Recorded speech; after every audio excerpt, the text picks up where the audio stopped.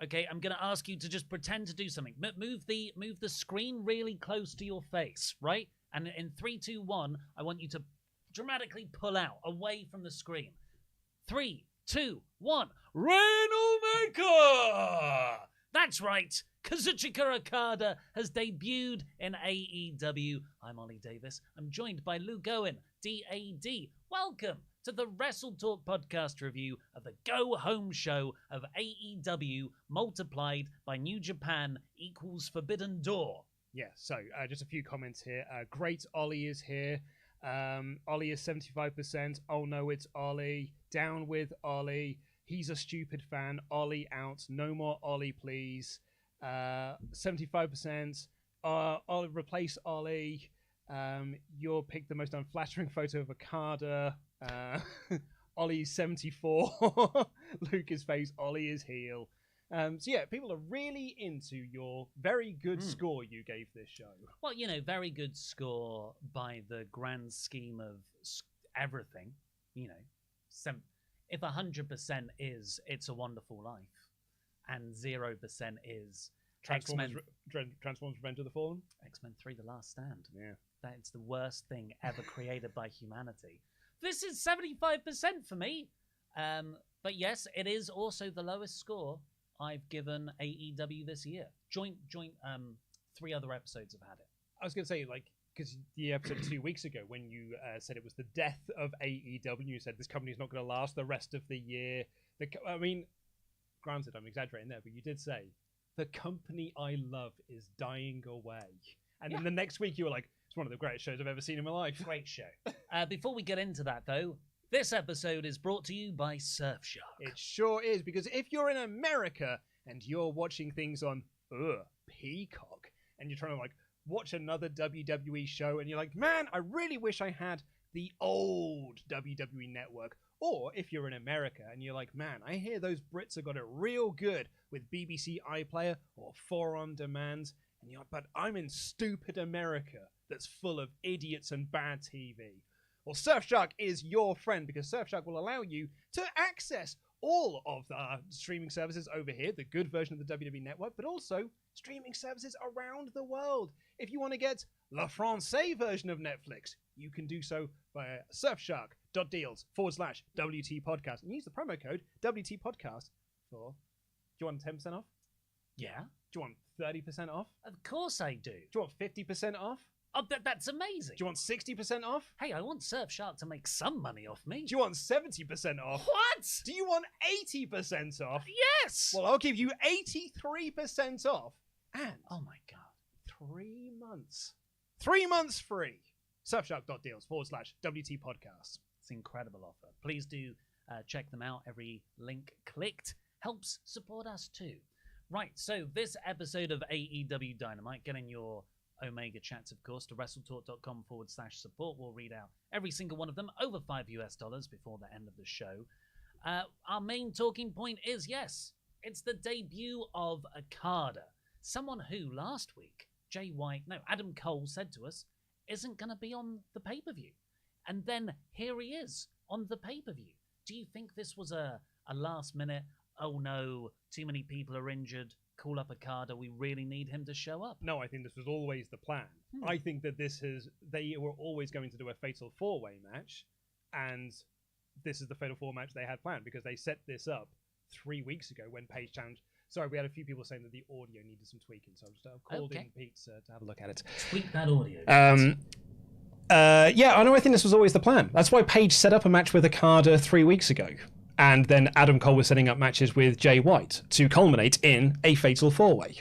Well, here's what happened. Silas Young, the last real man and sort of beloved member of the... It says it's fine. Okay. Ring of Honor roster. We both love Silas. Oh, I love Silas Young. Do you want to hear what I've written in my notes about Silas Young? Where are my notes? My first note was, is that Butcher? I've written in my notes here, I effing love Silas Young. This is Hoss. I wrote that, and then Silas did a cartwheel. It may just be because he has a mustache, but Silas Young is what a proper man looks like. Yeah, but like an old school man. But it's what, it's what I want to look like. Yeah, like a throwback, I live in a cabin, I chop wood all day.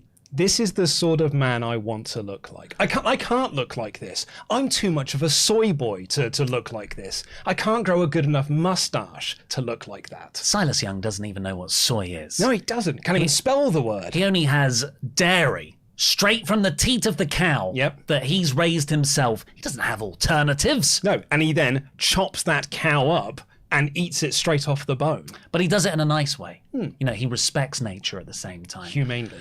There's a really cool story in here. Hangman Page, Silas Young, long-term ROH TV title rivals. I would say that there's also, you know, if you develop this further, the idea of the last real man up against the millennial cowboy. All the character dynamic clashes you could lean into there. Silas Young is from Milwaukee, so there was a point where the crowd was slightly booing Hangman when he sets up for the buckshot. The crowd go, wait a second. So a bit of a curious choice to book a hometown star. I didn't hear any of that. Oh, I did. I didn't hear any boos for Hangman. Like, Hangman got the biggest pop of the two when he came out, even though Silas Young, but I love Silas Young. His music hits, rounds from Milwaukee, so everyone cheers him. And then he goes out being like, oh, thanks. Thank you for applauding me. And then yucked it up as the heel for the rest of the match. But no, I didn't. Maybe I misheard, but I didn't hear any boos for Hangers. It was only, like, not at the start, not during the match, but just, like, right at the end of the match, just before Hangman's about to do the buckshot, when people realised, oh, it's ending now, and Silas is going to lose.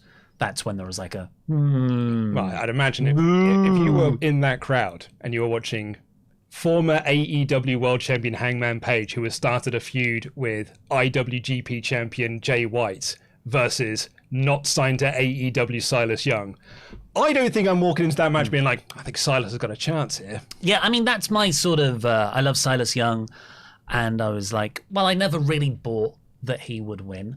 But at the same time, I think... Takeshita has proven that, well, you can get over, because there was no way he was winning that match. No, and I think that's a great use of bringing talent in and giving, you know, your stars wins over credible names. I think it's like a perfect use of a Silas Young. It's like a perfect use of a Takeshita. So after that, Hangman won with the buckshot. And Adam Cole, baby, says story time, but then Jay White interrupts and says, well, I'm not facing you, Adam Cole. I'm not facing you, Hangman Page. And we never really got who he was going to announce as his opponent. And there was this great moment when they both jumped Page and Jay White standing over him, and Adam Cole picks up the IWGP heavyweight title. And you're like, is he gonna hit Jay?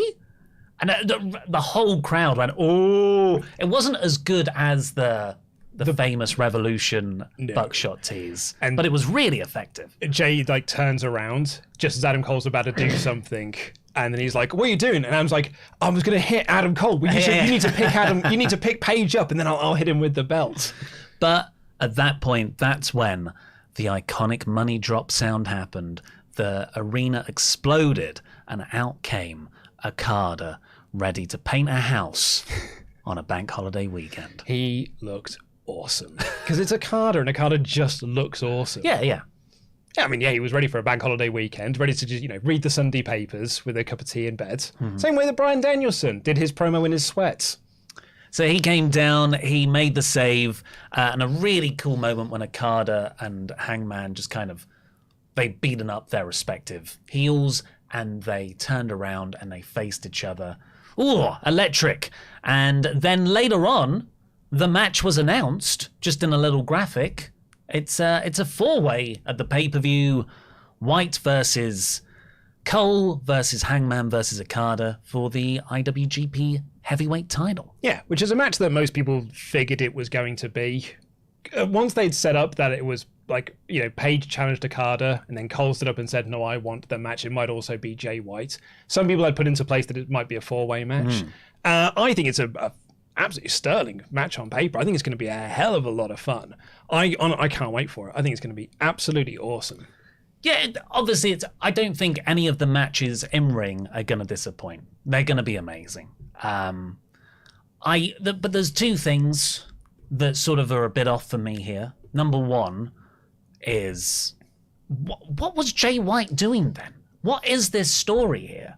Why would Jay White then go backstage and go, well, actually, I'm going to really stack the odds against me and face all three guys. Jay didn't ask for the match. Tony made the match. Yeah. So they announced later on in the show, Tony Khan has now made it the match, and it's going to be a fatal 4-way. So I don't know what Jay White's plan was, but his plan was not to book a fatal 4-way match. His goal was just to not have a match at all. Well, he said, I want a match on the card, but it wasn't going to be against either of those two. Yeah, it's the last 4 weeks to build to this match has been a series of moments. I couldn't tell you what the story was. And I know it's difficult to build a story when you're juggling 2 promotions worth of politics and characters. There was a pay-per-view in the middle of it. Yeah, for New Japan. So they didn't know where the belt was going to be, on White or Okada. They couldn't announce that. But yeah, I mean, I don't think this build has been good. The moment of Okada finally showing up was awesome, but it was always going to be awesome. Of course it was, yeah. But I don't think this has been a good build. In fact, I think it's been quite a convoluted, bad build. I wouldn't say it's a bad build. It's a lackluster build, but I wouldn't say it's a bad build. When I think of like bad builds, I think of like awfully bad storytelling that just makes no sense. And this is really, there's nothing in there, so it can't make no sense. Like, if you don't do anything, then it broadly just makes sense. Enough sense, anyway. I think that this is a card that hasn't had great build across it, but it's an end product that's just like, well, I can't wait for that anyway. Like, that's, we were talking about this earlier in the office. Rich was like, I haven't really done a lot like build for Toni Storm versus Thunder Rosa. And I was like, no, but in some cases, sometimes you don't need to. Because if you've got 2 top names, you can just say, it's Thunder Rosa versus Toni Storm. People are like, oh, cool, I'm excited to see that. I think sometimes you can announce a match like that, then muddy it down with story, where sometimes it's actually just easier to say, here is top star A versus top star B, and now they're going to fight. Particularly in the first match of a series. And that feud's working out great. So you're totally right there. Do you not like that? Actually, I really like the interaction between Thunder Rosa and... It's very safe, standard stuff. Yeah. But it's, again, like they're 2 top stars. You don't need to go... It's, Bret Hart versus Vince. That's one of those things where we keep saying, like, you don't need to complicate this. And they did, and they overegged it and made it not a good match in the process. By like, it diminished it every single week, and then the pay-per-view match itself was dreadfully terrible. I just think sometimes if you've got a story that's easy enough, it's just like top star A, top star B, then you just need to do that. Well, that's my other thing here, because I think this title picture has been one of those, sort of convoluted, nothing, weird builds. And I look up and down this card, I'm like, where are my dream singles matches? Will Ospreay versus Orange Cassidy. It's not a first choice dream singles match, though. No, but that's why I like it. Okay. Because it's not my first pick. But that would be totally fine if it was on a card of loads of other first choice dream matches. For me, Hangman Page, Okada, undeniable. That is a great match. That's a dream match, with the title or without the title. I would say White versus Adam Cole for the title. That's another match that has, I would say, yeah, sure, I get that. Bullet Club history. First choice dream match. And what they've done, I think they've made the lesser of all those parts by combining them into one 4-way. So what you're saying, Ollie, is what you wanted was more matches on the cards. And I wanted fewer matches. No. That's what you said. You literally asked for one match to be split into 2. So you would like more matches on this card that's already got a lot of matches on it. But in doing so, I would bump some off. But then you would have the, well, why aren't these people on the pay-per-view? Why aren't these people in matches? Yeah, but I think ultimately there does have to be a pecking order of who goes on. And I would say, when I look at both promotions, Okada, Hangman Page, White, and Cole are deserving of singles matches. I think the other counter to this, because I don't overly disagree with you either, by the way. I actually think you're more right than anyone else is, in terms of, like, this is not the dream match card that we all thought it was going to be. However, it's also not the only show this is ever going to be either. Tony announced this is an annual event now. So all those dream matches that we like, it's, oh man, gutted we're not getting Danielson, Zack Sabre Jr. I was like, yeah, but there's other chances we're going to be like, this is it. This is the only chance we'll ever have to do this. Yeah, I mean, you've got more faith than I have there, I guess. The wrestling world, as we've seen, moves at a ridiculous clip. And who knows, this time next year, the New Japan relationship has fallen through because of some weird Mexican AAA CMLL clash, which is already affecting this card quite drastically, I would say. Doing it all out.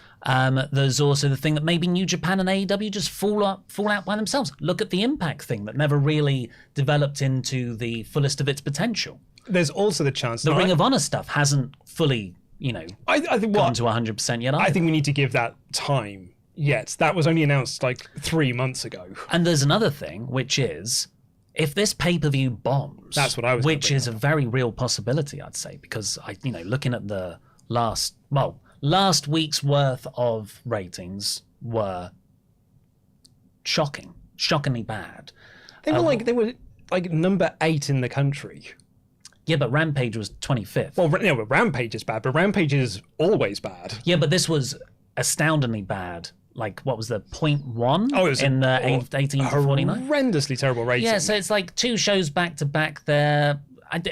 One show had a great rating and the other one didn't. The other one didn't have a Dynamite was not number 1 in the country, but it also wasn't number 25 in the country either. But they also lost like 300. What is it? Wasn't it 780,000 viewers? Yeah, but they might bring them back Wednesday? In the following week. It's like sometimes it's the overall picture. Well, it's like if there's less people watching TV overall for that evening, if you're still in the top 10, it's like you've had a bad week. Yeah, I would, and I agree with you. But then the Rampage follow-up, as bad as it was, on a night where people were watching wrestling, as you can see with the SmackDown figure. That's very worrying. That's worrying, yeah. So we'll see what this week's episode does. Like by that I mean Wednesdays and Friday's Rampage. But yeah, I always thought, New Japan AEW pay-per-view, great, and will be, a pretty decent buy rate. I don't know. We'll see. Now there's a big question mark for me. I don't have that question mark. I'm so curious to see what it is. This is kind of the other conversation we were having in the office today. It's like, I think this is what the show lives and dies by. It's not the card. It's not the ratings going into it. It's literally the buy rate of this show. And they're all interlinked though. I think less so than you think. Well, actually, no. The card, you're right. Like, that's what the buy rate's going to show. However, the argument that you could possibly put forward to it is that the Invasion show had a terrible card. Like, legit, when you have WWF versus WCW and ECW, that is the worst card you could ever put together for that dream promotion matchup thing, right? It did what was the second most successful pay-per-view that WWF ever did, behind one of the WrestleManias, and then there was like a few other WrestleManias have since overtaken it. I think there's every chance that even though this isn't the dream card that everyone would have wanted, there's still enough in there of AEW versus New Japan that people will still buy it. If it does the same number as a Revolution or a Double or Nothing, that for me is a failure. It needs to do better than those. Oh, wow. Oh, I mean, I think it would be good if it does 2/3 of a normal AEW show. Oh, no, I think this is, because this isn't just a regular show. This is a super show. You'd expect a super show. I'd see it as a niche show. No, but it's still like an AEW show. So if your AEW audience that buys every pay-per-view is going to be putting on another one, they're all going to buy it. Maybe I'm in the Atari mode here of just like, let's make a copy of ET for the Atari 2600 for every single person that owns one. I would have expected this to do better than an AEW regular show. Oh. I don't think it's going to do all out last year numbers that had the CM Punk return match, but I think it's going to do better than Double or Nothing did. Okay, well, I disagree massively, but we haven't spoken about this. We have not. You've, I just thought it was my way of thinking was standard. So you quite shocked me there. So I don't know, maybe I'm wrong. I just assumed this is a more niche product. New Japan with AEW stars. I think it would be I think you might be really disappointed. Well, I think I'm going to be disappointed on 2/3 of the buy rate. Yeah, I know you keep saying it's a niche product, but AEW is already a niche product. Yeah, New Japan adds that in. But it's a niche product that AEW fans are already fans of that. They're a niche fan base. They're already a fan of that other product. Well, this is the clash. That shows with the audience reaction to all of these guys coming out. Like, a Minoru Suzuki come out, the place explodes. If they'd done that into a quote unquote the casual audience, they might not get that same reaction. But like, you just say people like Shingo Takagi or Hiromu Takahashi, the crowd pop for you saying those names because they know who they are. So I think this niche is already a fan of that other niche. This comes down to what we clash on quite a bit, which is you think there's no more mainstream casual fans left for AEW. Not for AEW, no. Whereas I think there are, and that's potentially green pastures for them to explore. But you're like, no, they're already gone. Just keep tunneling down into the niche. I'm not saying keep tunneling down. Yeah. I just think that AEW has hit a ceiling of wrestling fans in North America that are interested in this style of wrestling and this product of wrestling. And I just don't think there are any more of those niche fans to go after. Can we have a poll? What's everyone's thoughts? Do you think is Forbidden Door going to do better or worse than AEW's normal standalone pay-per-views? Do you know what? I mean, like, there's every chance. I was just thinking about it then because I was like, this, that, and the other. But it doesn't have Punk on the card. Yeah. It doesn't have Danielson on the card. Doesn't have Omega on the card. Like, is that also no MJF? He's the second biggest draw. Is that going to hurt the buy rate numbers? I don't know. Maybe I've worked myself into a shoot here. I would have thought that AEW New Japan just announced that. I mean, you announced that, literally announced that, the name, and the show sold out in 20 minutes. Yeah. So, like, I just wonder if there's enough of a draw behind just those two names together that it's going to do great pay-per-view numbers anyway. I don't know. This is new to me. I just assumed that was the way everyone was thinking. So I'm excited to see what people think.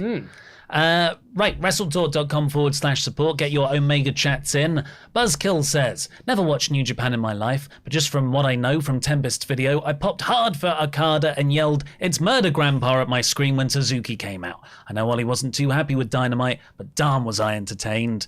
Good for you, Buzzkill. Go and check out Tempest. Oh, I nearly said it differently.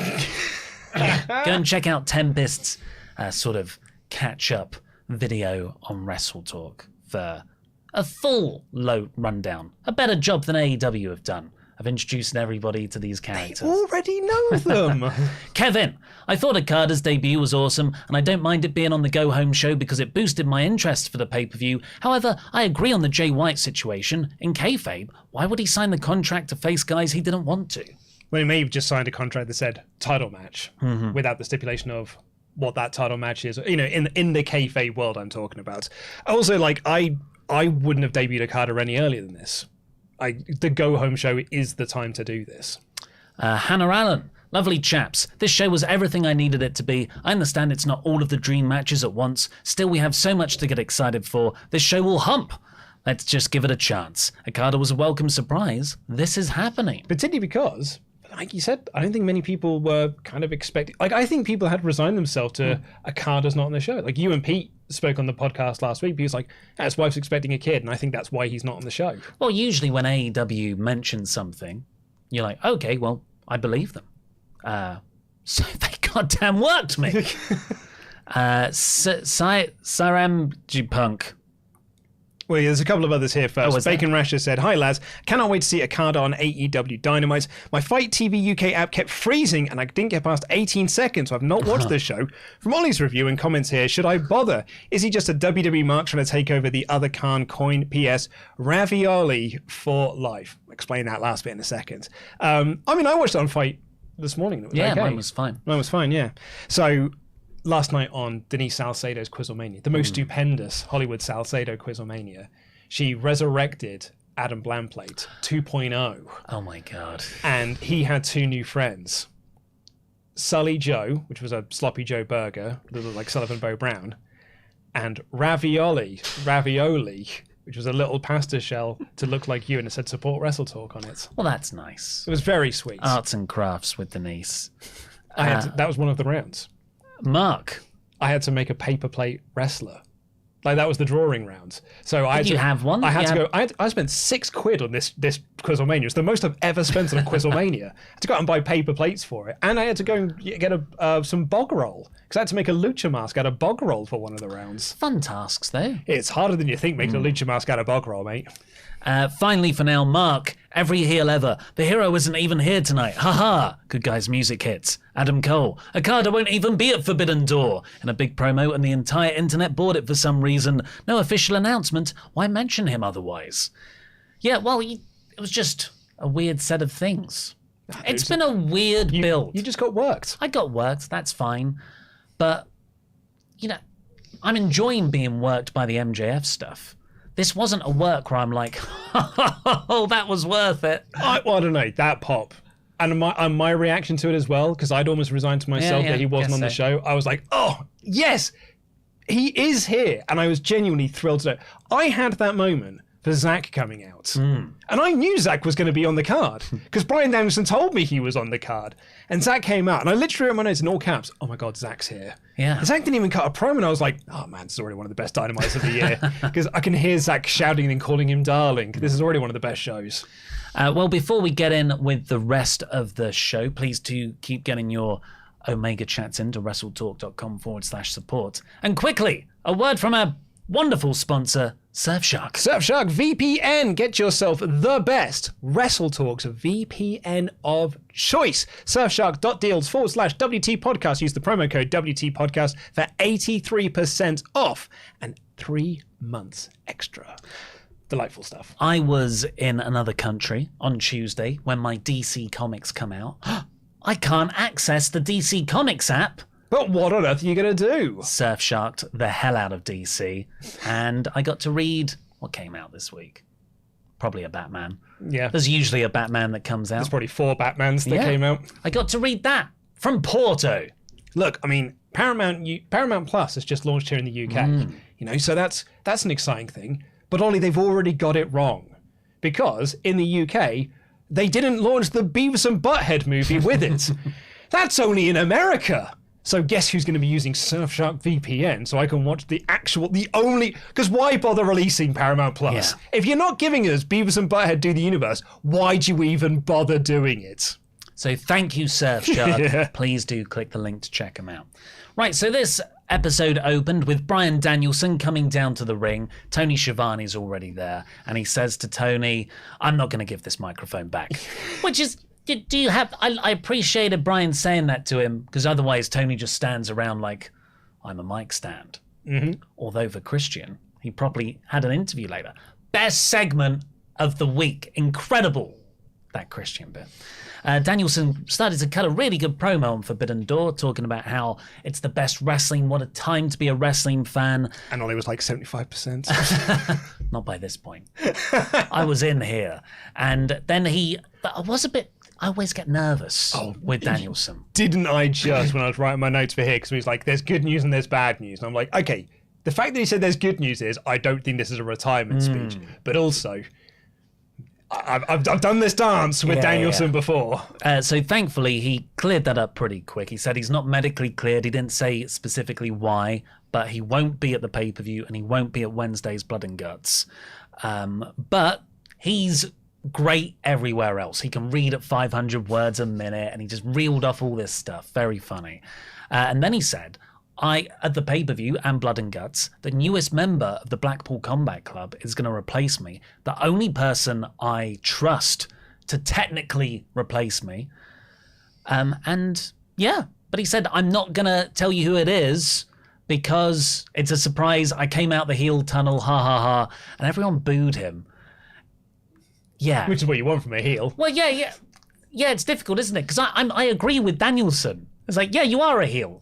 You shouldn't tell me. Good, but it didn't work, did it? This didn't work. No, this is as an announcement did not work, which is a shame because like there's so much intrigue now, and I wonder if this will help the buy rate of who the mystery opponent is going to be.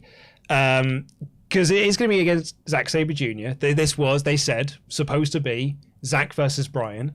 The only 2 winners of the Bryan Danielson Technical Wrestler of the War in the Wrestling Observer newsletters for, I think, the last 10 years. Yeah. The only 2 people to ever win it. And we're not going to get that dream match, which is sad. But we apparently got a replacement that is going to be just as good. So the question then becomes, who is it? Who could it possibly be? Johnny Wrestling.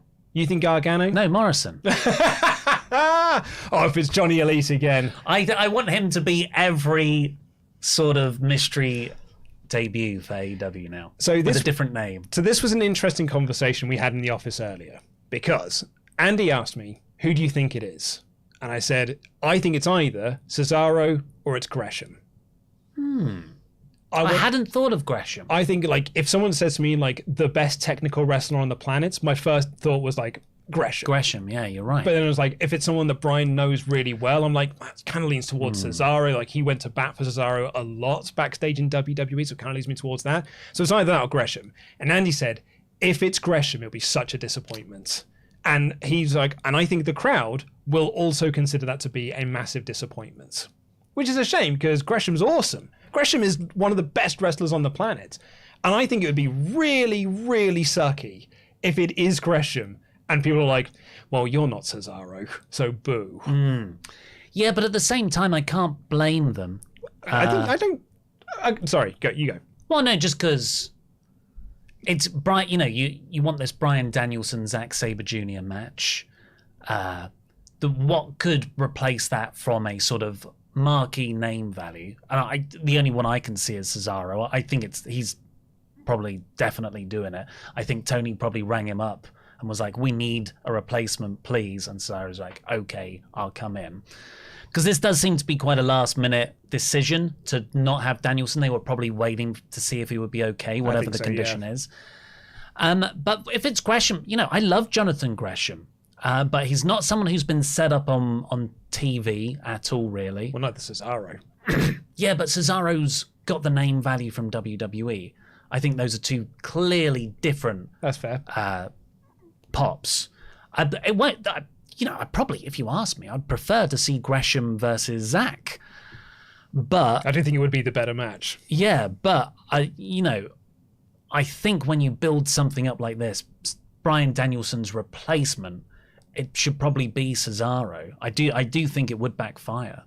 So do you think it has to be Cesaro or like a Gargano? I think, there's two schools of thought, isn't there? Either you announce who it is now to avoid this 5 days of building speculation, which is your own fault. If you leave it open and you start teasing something, that is on you. Mm-hmm. You set certain expectations. If you just brought out Gresham and introduced him as a new member of the Blackpool Combat Club, I'd be like, awesome. Okay. That's now my most anticipated match on the card.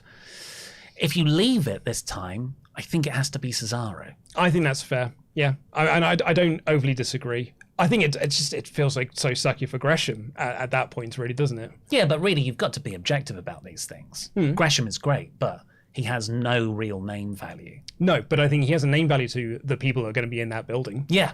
And we come back to the thing, who's going to know stuff. The other thing is, it was disappointing not to have Regal and Mox out there. I get not Mox, but at least have Regal there. If you're essentially adding someone to the Blackpool Combat Club, and we've traditionally seen when that happens, you've got to go through a lot of punishment. So this is a point I didn't notice that this was a Blackpool Combat Club, like a new member of the group. I just thought this is my replacement for Forbidden Door and Blood and Guts, and that's it. I'm pretty sure he said the new member of the Blackpool Combat Club. Can we get we'll get some clarification in the comments, because it might be something that I missed. It might be something I misheard. So is this new person the new member of the Blackpool Combat Club, or is it literally just a replacement? Excalibur announced it later. Yes, it was. Yeah, no, he announced it. Okay. So yeah, I think it then, on that sense, yes, weird that Regal wasn't there. And also, just to keep crapping on it, Zack Sabre Jr. comes out, and I'm like, okay, well, wicked. This is a good save because the crowd are booing Danielson right now. Help us. Zack Sabre Jr. comes out. I'm like, come on, let's hear a few words from Zack. At least have them have a stare off, get close to each other, and then build that future match. But no, they just cut to commercial, and we didn't even get to hear a proper microphoned up word from Zack, which I thought was a missed opportunity. You can just hear him shout "darling" over and over again. But also not the best idea to give him a live mic. Sometimes there are wiser moves in play. Moxley cut an excellent promo on Blood and Guts and Tanahashi this Sunday. He's so good. United Empire had a really good six-man with Orange Cassidy and Roppongi Vice. United Empire were Will Ospreay and Aussie Open. Like, Orange Cassidy did loads of stuff. His shoulders taped up, but Hurricane Ranas, other things. DDTs. Orange Punch to get the win. Did you hear JR's line on the DDTs? Yeah, a lot of DDTs tonight. What, one of them's going to put someone away? Yeah, Let it go, JR. God, JR was so salty on this show. He had not had his cup of coffee because he was in a bad mood. Because there was a moment earlier, like right at the start of the match, when Cassidy tagged Rocky Romero. Then Rocky Romero tagged Trent so they could do 3-man moves. And I don't think JR spotted the tags. So he was like, why are they in the ring? Why are they all getting in the ring now? Are they just making up their own rules, are they? This makes no sense anymore. Will and Cassidy's stuff was excellent. I cannot wait now for their match. I thought this was so brilliantly done because they kept them apart for the whole match. Always like nearly getting involved, not doing it. I thought they might just do the whole match without touching at all. And then they had the stare off and they did a handful of spots. They did literally just enough to make you go like, man, I cannot wait to see their singles match without doing too much to be like, I now have seen it all. He didn't even do the kicks. Yeah. Which is like, that's the big spot if you're going to do Orange Cassidy versus Will Ospreay. Did you see Will's tweet about this? Will was tweeting like, he was annoyed. He's like, there are kids who cosplay as you. That's annoying. It's like, this is not the dream match that I wanted on this show. You should be grateful you've got a match with me. Well, it's not what I would have booked either, but it's happening, and I think it might be the show stealer. When it was announced, I thought this will be the show stealing match because I think it's going to be, and that's what I love about it. Because you're right, this is not the match I would have booked Will Ospreay in. There's probably 10 matches that I would have put Will Ospreay in before I'd have got to Orange Cassidy, but that's actually why I like it more because it's not the match I was expecting. Yep, I agree. I would like it. I think it would be 100% successful if we did have the other matches that we did want to see on the card. Cassidy won with the orange punch on Fletcher. Right, cool. I know. We know Mark Davis has got a real sweet mustache at the moment. Oh, yeah, hasn't he? Hasn't he just? God, Aussie Open. So great at selling Cassidy's moves as well. Mark Davis just flipped, like Trent was on the floor and Mark Davis just like flipped him up into a pile driver. So awesome. They're great. Afterwards, United Empire had a standoff with the Best Friends, and FTR ran down for a huge pop. Huge pop for FTR. I've got to think they're winning. Yeah. Sanjay Dutt said Sanjay Dutt and Jay Lethal said Samoa Joe should relinquish his ROH TV title, which makes me think Joe's coming back. Yeah. Yeah, to build that. Then we got the best thing on the show. I disagree. Really? Oh, no, I don't get me wrong, because I thought this was great. I think there's a point here where we lost it, and then he pulled it back. Okay. I'll recap what happened. Christian comes out. He's wearing a turtleneck. So you know he's a heel. And he just got loads of cheap heat on Milwaukee. Saying stuff like, you're dumb. You're not intelligent people. You stink.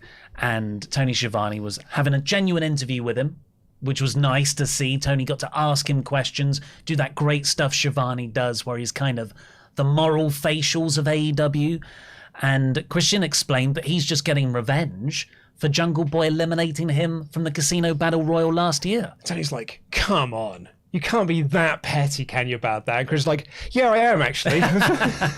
But Christian, smartly brought it all back to money, where he was like, I'm not here to help younger guys. I'm here for an easy payday. And I saw this, this guy threw me out. I thought, okay, well, I can latch myself to him. I don't have to wrestle. I'll earn loads of money. And then he's stupid. He lost the tag team titles. And now I have to work again. I'm surprised how much into this motivation I was. I think it's really, really great. I think it was good anyway, but then seeing him interact with Luchasaurus and go the complete cowardly opposite. That's the money part of this. This felt like, whiny heel Christian back in 2011. Yeah, I mean, whiny heel Christian in 2001. Yeah. It's almost like best Christian is when he is this sort of whiny, creepy little bitch heel. Creepy little bastard, rather. And he, I think the only part of this segment I didn't like, because he talked about social media and what a cesspool it is. And Tony then tried to move into the next portion of the interview, which is, let's show the video of what happened on last week after the cameras rolled, and then you can do the second half of your promo. And Chris was like, no, I'm not done yet. And then sort of rambled. And it's almost like he didn't, because Tony had sort of accidentally interrupted him. He sort of forgot where his end goal was. So he just took him a little while to get to that point. And I think once they showed the video, and then he was like, "Oh, your dad's dead." So I was like, "Okay, cool. We brought this promo back round now." Yeah. So Christian continued to take a shot at anyone who thinks they're not paid as much as him. And of course, the MJF reports were from, I think, PW Torch was saying that people like Christian are getting paid more than MJF. That's what MJF is disgruntled about. So that was a nice way to very subtly address MJF, with MJF still not being across any of these shows, as he shouldn't be. I think we're all in agreement. And then, they played the clip of Christian telling Jungle Boy's mum she raised a piece of S-word after last week's show. Great! This is a great use of stuff that didn't make it to air. That's perfect, AEW. Well done. They don't do that enough. And Christian then said that was her chance to apologize to him for giving birth to Jungle Boy. Yeah. And then said she seemed a little sad when I was walking off because I guess I was her knight in shining armor. Yeah. Oh my God. I think she had a little thing for Christian Cage. Because Jungle Boy needs a new dad now. And Jungle Boy did always look to me as a fatherly figure because he has to. Your dad's dead. And if he was alive, he'd be so disappointed in you. These were hard lines. And you know what? Personally, I don't have a problem with them. Some people I've seen do. But they're all adults. This was agreed backstage. There's no way Christian is saying this without Jungle Boy's very explicit approval. Same way with MJF and Brian Pillman Jr. Yeah.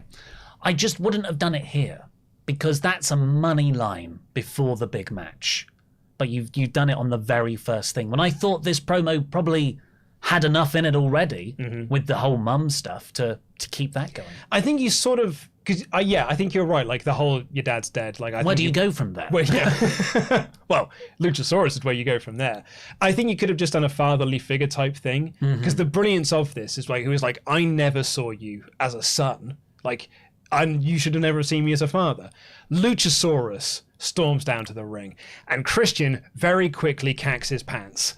And he's carrying the corner. He's like, "You got Luchasaurus, hold on, we need to talk. We need to talk in private." Like he did it all like when he's being strangled. So, Luchasaurus grabs him by the throat. He's like, "You're hurting me. You're hurting me. But we need to have a conversation. Not in front of these morons. We're having a conversation." And then says, "I always saw you as a son." So good. Well, he also said, "Remember what happened to Marco?" I'm like, whoa. In kayfabe, what did happen to Marco? This hasn't been addressed, has it? It has not. So I think there is that was a real what? What does that mean? Because Marco was just dropped from Jurassic Express. And then dropped from the company. I wonder if Christian was maybe now the Jungle Boy's going single, does that mean you're going to get dropped as well? That's what I saw as the insinuation, yeah. And he whispers a load of stuff into his ear, some sweet, sweet nothings. Like Lost in Translation. And they left together. And this was just an incredible segment. Trevor Dame, who's a must-follow on Twitter, had a great comment about this, which is it's the beauty of pro wrestling, where you can cut a promo on someone's dead dad, and then when your next words is Luchasaurus, hold on. Yeah, this is really good. This has suddenly become the most interesting thing in AEW for me. Like Christian's character, what it means with Jungle Boy, what's going on with Luchasaurus and that relationship there. I'm so into all of this. So massive success. Huge success. I thought this was tremendous stuff. Someone in the comments here thinks that Christian killed Marco, and that's why we haven't seen it. Yeah, don't make me kill you as well, Luchasaurus, from that really threatening position. After that, we got the Young Bucks saying backstage they are back in Bullet Club for one night. That is the pay-per-view tag team with Hikuleo and El Phantasmo. ELP. Bloody, I love ELP. Well, but man, let's have some words for their opponents. The Dudes with Attitudes, Darby Allin Sting. Is it Takahashi and Shingo Takagi? Yeah, so LIA. Someone said that they should be called Los Stingonables de Japón. It is better. Yeah. Yeah. They just chucked in a couple of New Japan names there at the very last moment. I feel like this was a bad build again. Yeah, well, it's a nothing build. It's a nothing. So, build. Which I would argue, a bad build. It's not a bad build. It can't be bad if nothing happens. It's a nothing build. Yeah. Okay. Penta versus Malachi Black was next. Really good match. I love both of them, but ultimately predictable. Penta can't be on the show.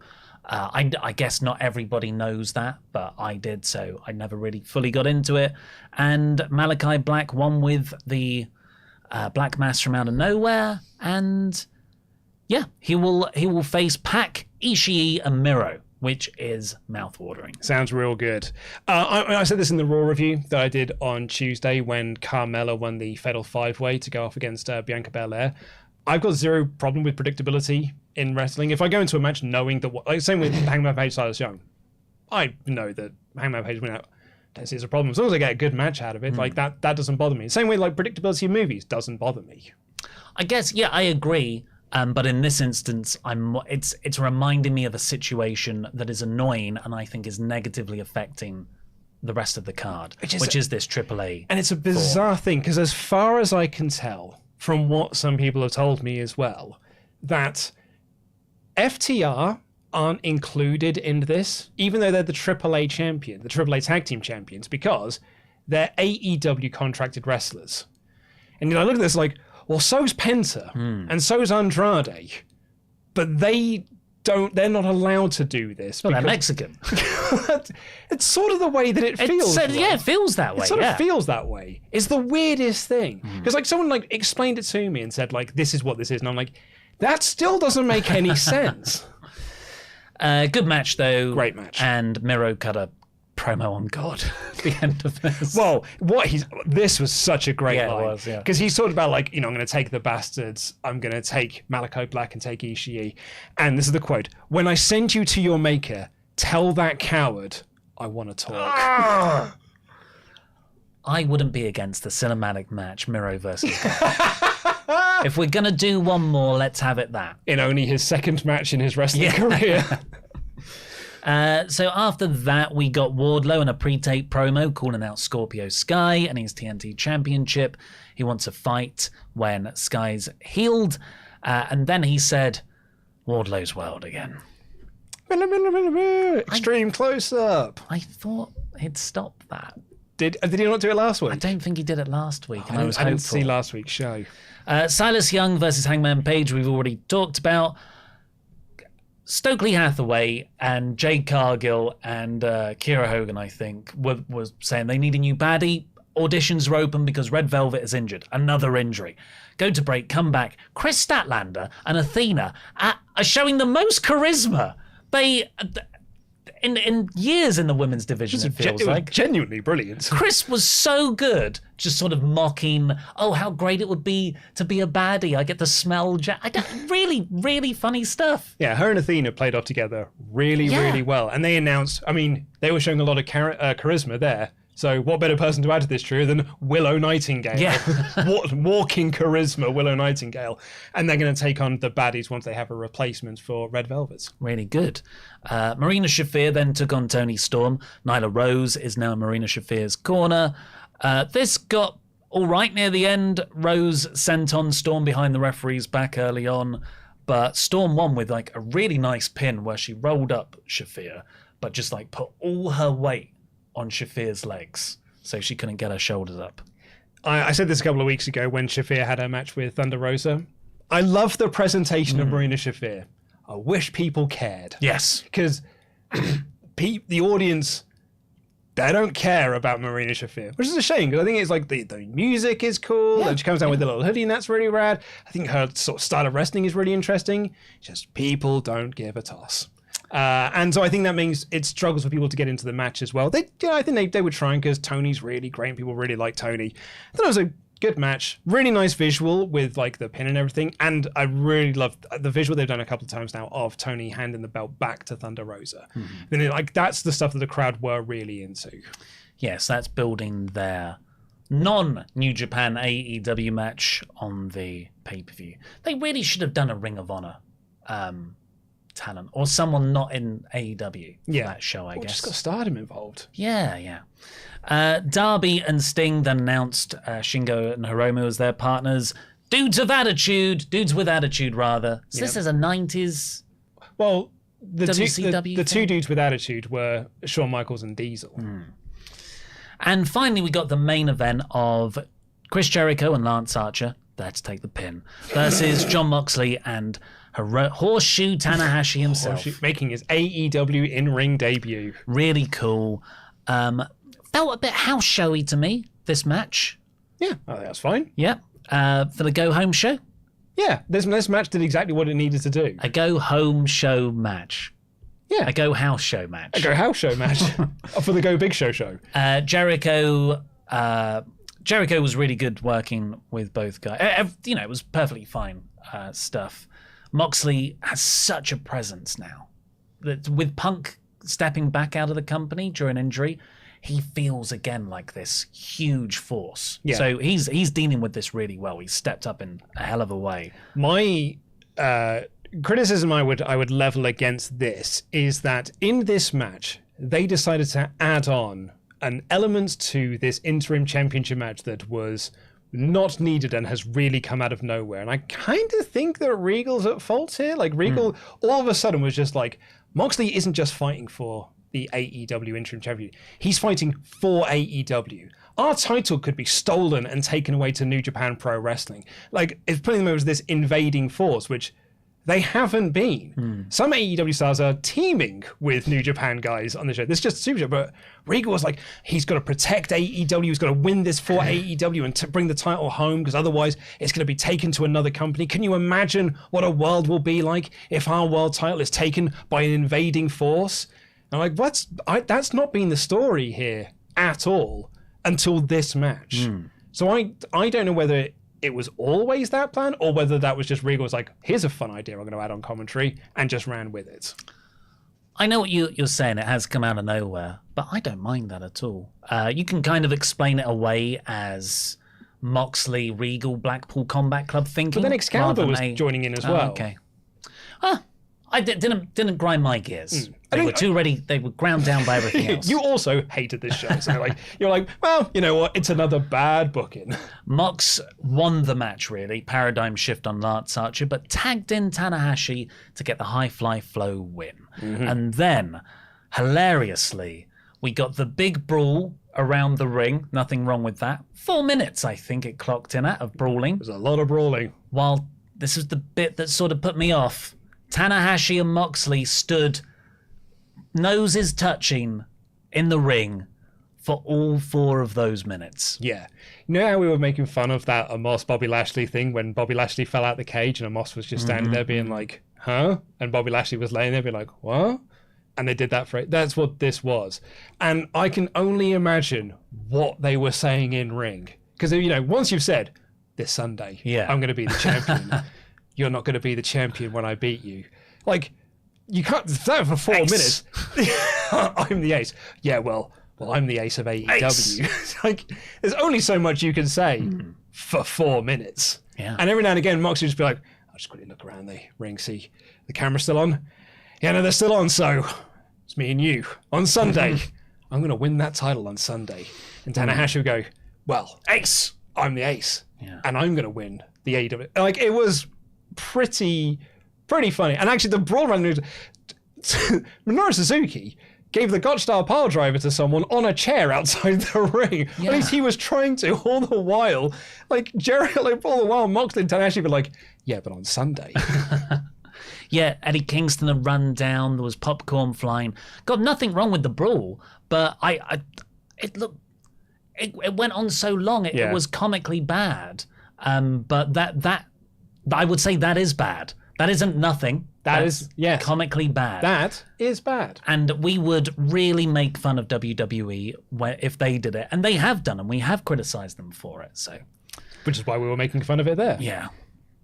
So, yes, that was the show. I gave it 75%. This was a go-home show. I am not excited for the card. I'm excited for the wrestling. I think this whole thing has been a sort of roadblock of the more intriguing AEW specific stories. This wasn't like, there's been worse shows for me this year were stuff what I actively didn't like, a lot of booking decisions. One of them was 2 weeks ago. The other one was the one that ended with the Ring of Honor women's match. So this wasn't as bad as those, but the position of trying to make me interested in the pay-per-view, I think failed, and I can't wait for this section of AEW's history to be over. 75%. Still 3.5 out of 5. It was a 4 out of 5 show for me. I loved it. I had a great time watching this episode. I honestly had a blast watching this episode. From this Danielson stuff at the start, the in-ring action, the 6-man was awesome. I loved Page versus Young. Absolutely adored that match. Penta versus Malachi Black was really, really great. Had a blast during the main event as well. I just had a really good time watching the show. The Okada debut was so freaking cool. Is it the greatest go-home show of all time? No. But I had a really, really fun 2 hours, and I was never bored at any point. Plus the Christian thing. So I thought this was an awesome episode of Dynamite. Well, yeah. Well, I'm happy for you. But I also would say, I think I'm perhaps easily pleased. Before we get on with your remaining thoughts, let's say thank you to our wonderful Pledgehammers on Patreon, NJ Hornsberg. This is some kind of Patreon shout-out. Nate dropped surname. The Batsman, Nathan Baddy. Peter Fiber Brauntus. Probably better than Kyle, Philip O'Reilly. The man who wears the gold, the man recognised by Swav Nation International as the 24/7 champion, our legend. Daylight Robbery, Rob James. Rob Steiner Recliner. Yo, Adrian. Rocky. King R.K. Jones. Ross Pooper Scooper Cooper. And lastly, for this Hall of Fame class on the 23rd of June, can you believe it's July next week? 2022. Rue the Day, Ruari O'Brien Kelly. Thank you ever so much, everybody. Please go over to patreon.com/WrestleTalk to get loads of exclusive content and your own shout-outs over there. There is so much content over there at the moment. Of course, there was all 5 of the CBW podcasts. You and I did one of those. Pete and I... I think it was as well. It was the couples therapy episode. Pete and I did a backstage podcast review of the My GM series, the Monday Night War. We go into the depths of how the show was made and some funny behind-the-scenes story, like how Pete lost our original save data and he bought me lunch as an apology. And he felt really bad about it, but he didn't actually mean to.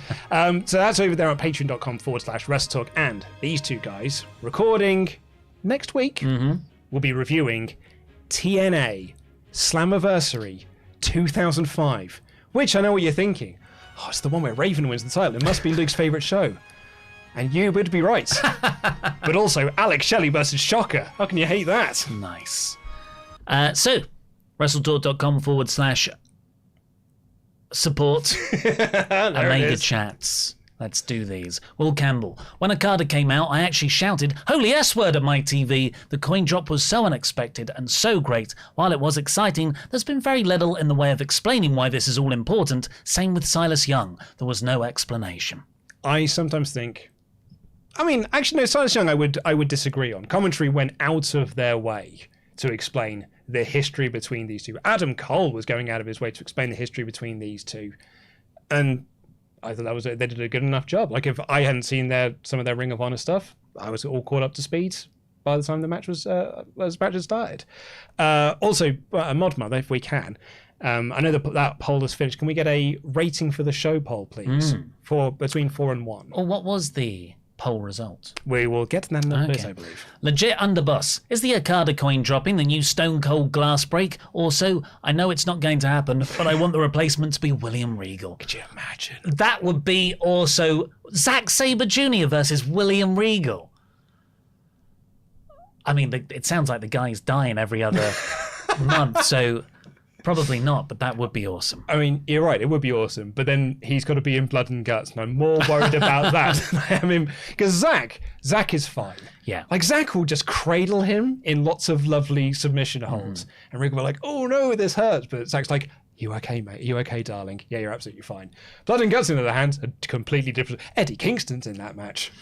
Thomas Kieran Staples. I know everyone is talking about Cesaro being the new member of Blackpool Combat Club, but I think Timothy Thatcher would be a better fit as a technical wrestler who is ruthless like Mox, Yuta and Bryan. Thoughts?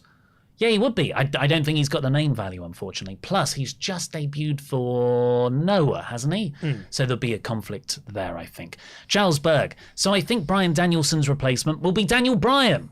We haven't seen him in a while, and I've always thought they have a very similar style. Haha, jokes aside. It can only be one person, Claudio. Luke never read my milestone chat. I'm obviously crushed. Luke never read my milestone chat.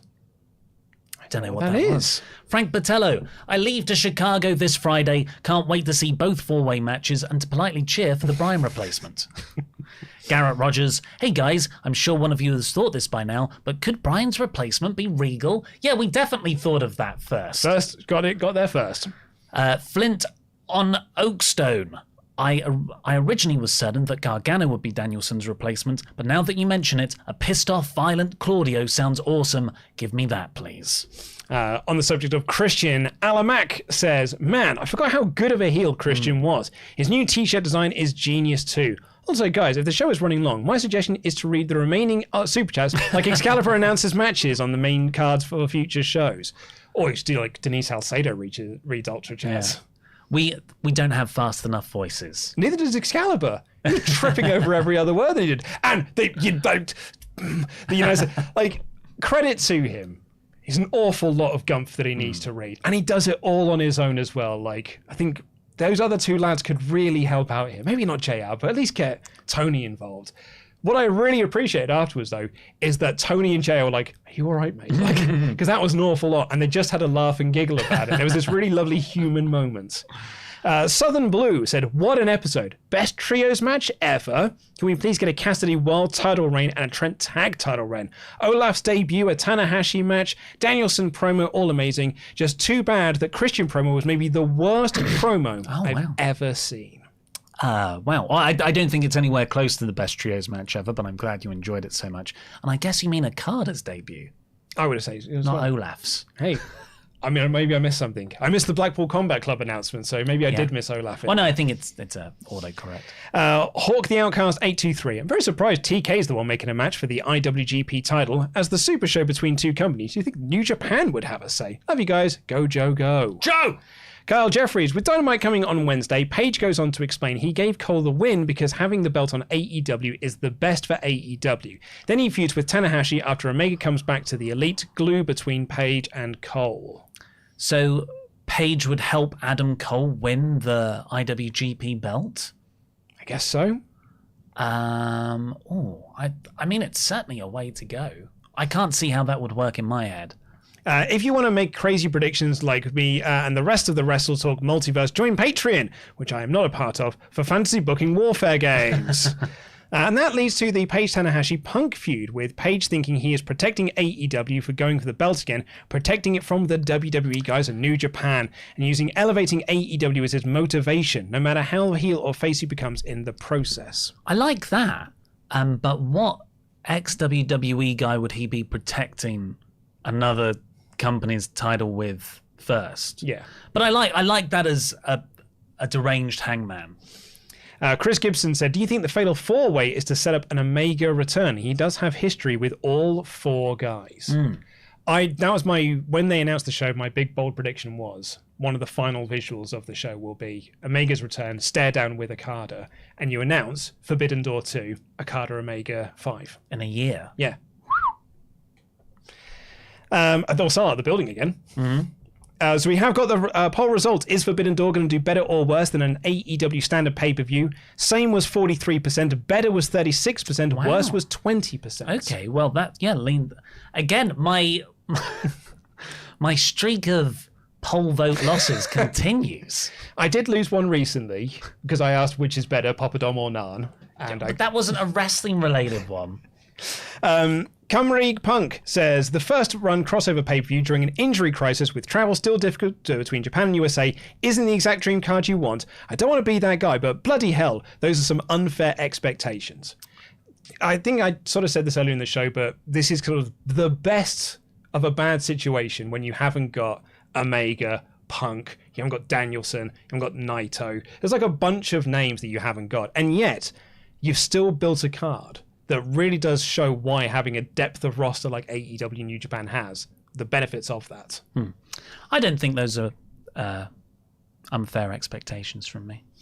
Jack Nichols, check out the tantric booking from AEW. Nothing for weeks on this card, then boom, great card. 2 beastly 4-ways and hype tag matches.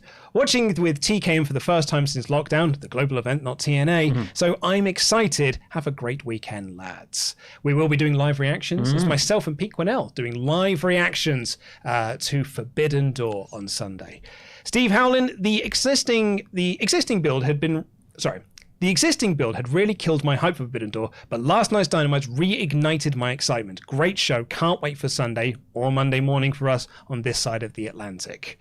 Joshua Darby, I know I'm alone in this, but everything and everyone involved with the endless Jericho versus Kingston rivalry feels like they are being dragged into a new version of Baron Corbin's mid-card vortex. I love a lot of these people, but I hope it ends at blood and guts. Has to at blood and guts. Yeah, that's where the Pinnacle feud ended. So yeah, I think they are using that as a feud ender, a feud extender.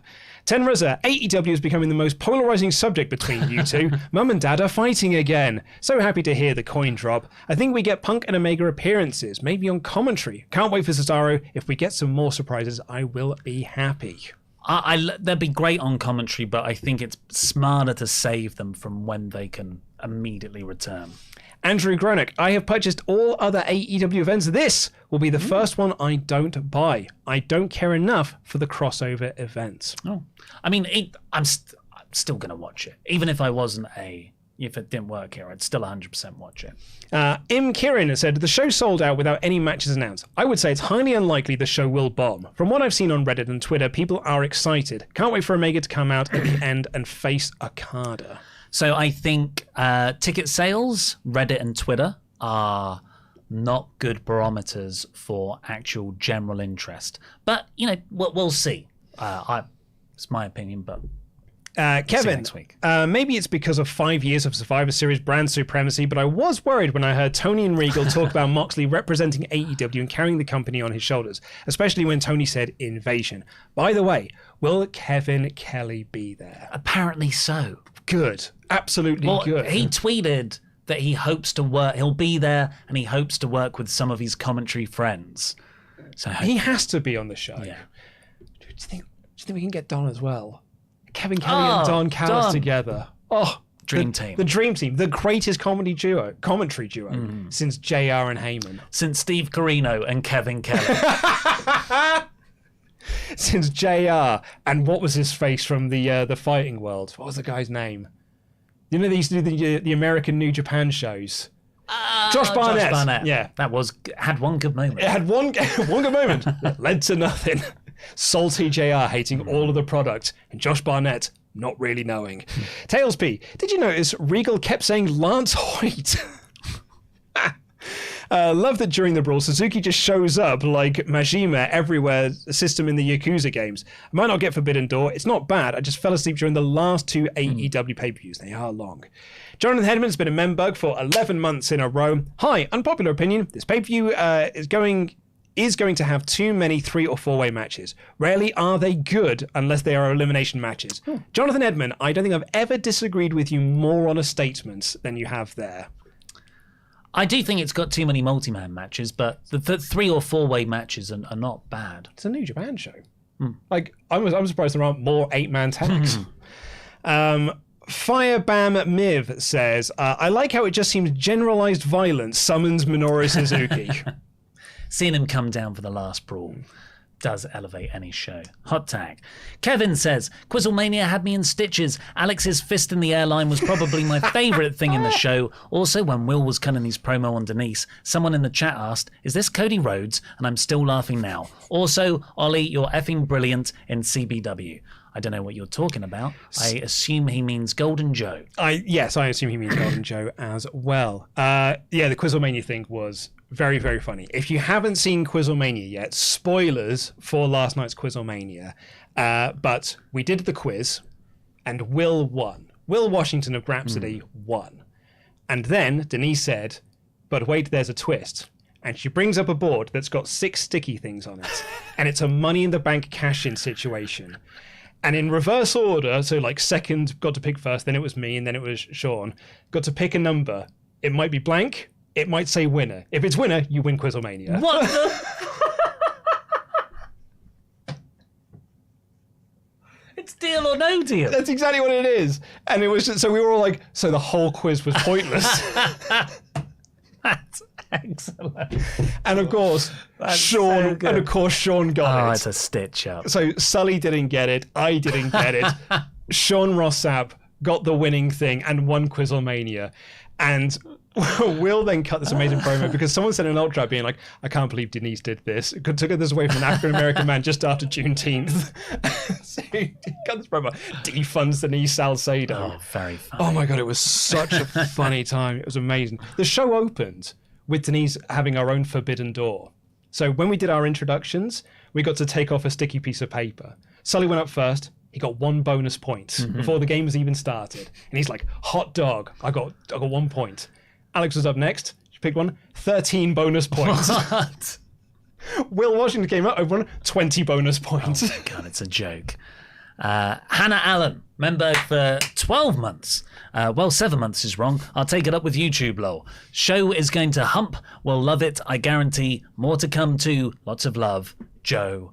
The bad one, Jam Beard. Ugh, Canadian. Canadian dollars. I think Ollie is letting his own version of fantasy booking get in the way of enjoying the build and the New Japan stuff so far. Yes, the injuries have sucked, but the builds have been decent to good, and all the matches are gonna slap. It's kind of where I sit, Jam Beard. Dylan Jason Voorhees. I legit haven't ever watched Dynamite. I know it's good. I simply watch this podcast to see you, Ollie. Oh, thank you, Dylan. You should watch AEW, though. It's great. Luke and Sully are a fantastic pairing, though. Also, take my money, do a series 2 of My GM. Love to. Brandon Udstrom. If this show was anything less than a 5 out of 5, 100%, it's because the world's greatest booker, Denise Salcedo, wasn't at the helm. Yes. You want me to hot tag back? Yes. Ten Rosa. Ollie, I think TK only finalised the Ring of Honor deal about a month and a bit ago. I think we will get a Ring of Honor pay-per-view announcement on Forbidden Door or Blood and Guts. With TV negotiations about to start up again, it will come soon. Can't wait for Adam to get back for Quizlemania 50. FTF, justice for Will Washington. He was screwed. Ever since Dontaku, I've been watching New Japan, and it's back and better after the past couple of years. Loved Christian's heel Christian is magic. Zack Sabre Jr. was so nice to see. You guys need to go to Wrestle Kingdom. Where is Kenta Naito? That's kind of again what I mean. Like, even from the New Japan side, there's some big names missing, and yet still the card seems so stacked and rich. Kushida's back.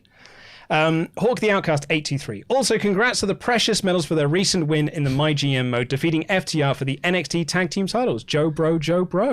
Did we? Well, I guess that's on his My GM mode rather than ours.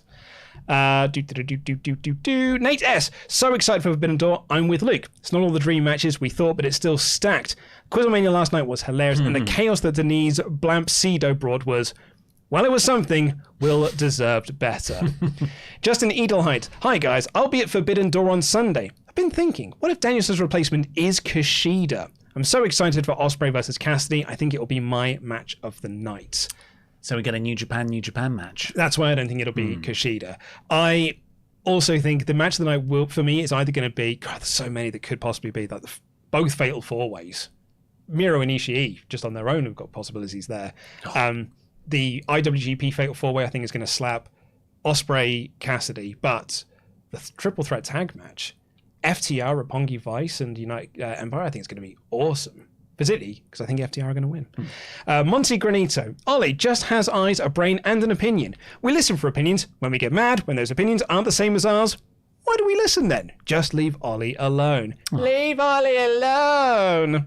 Fiery Turtle. I can see Ollie not liking this show easily. It's 86 for me, though. I popped hard for the debuts. I always love seeing Suzuki, so that's a win. Do you think we'll see Kenny Omega on the show, even just an on-screen appearance? I think so. And there's a note from Jenna here to remember to check the poll. Thank you, Jenna, because I did forget on Tuesday. So, 1 out of 4 has 1% of the vote. 2 out of 4 has 9% of the vote. 4 out of 4, 40% of the vote. And 3 out of 4, 50% of the vote. So that is 90% thinking it is sort of 4 out of 5, 5 out of 5. If there was a fifth option in there, I think it'd be a different story. We just had one more come in. Lone Storm X, Memberg for 7 months. I secured a ticket to the Forbidden Jam, that flipping jam.